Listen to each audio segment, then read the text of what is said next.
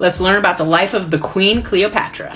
Cleopatra was born around 70 or 69 BC, and she was the daughter of Ptolemy XII, and her mother was believed to be Cleopatra V, who was the king's wife and possibly his half-sister. I wanted to preface that there are no real accounts of Cleopatra's life, and what we do know of her comes from the work of Greco-Roman scholars. In 51 BC, upon the natural death of Olytes or Ptolemy XII, the Egyptian throne was passed down to 18-year-old Cleopatra and her 10-year-old brother Ptolemy XIII, but because Cleopatra was older, she became the dominant ruler. Soon after the siblings' ascension to the throne, Ptolemy's advisors acted out against Cleopatra, which then forced her to flee Egypt for Syria in 49 BC. Meanwhile, after allowing the Roman general Pompey to be murdered, Ptolemy XIII welcomed Pompey's rival Julius Caesar to Alexandria. Cleopatra soon realized that she needed Caesar's help, so she smuggled herself into the royal palace, and after they confirmed, they realized they could help each other because Caesar needed Egypt to repay their debts so he could return to power in Rome, and Cleopatra wanted to keep her throne.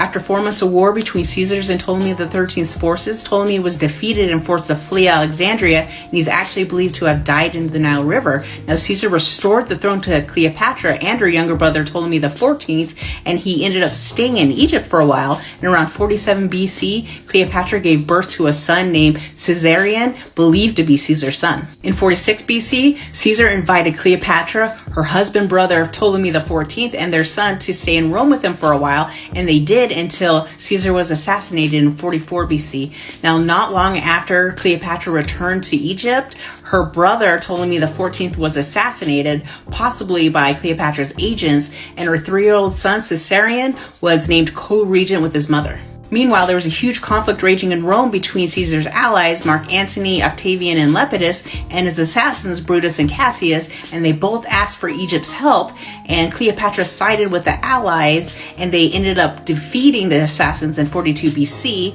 and soon after, Mark Antony summoned to see Cleopatra in Tarsus.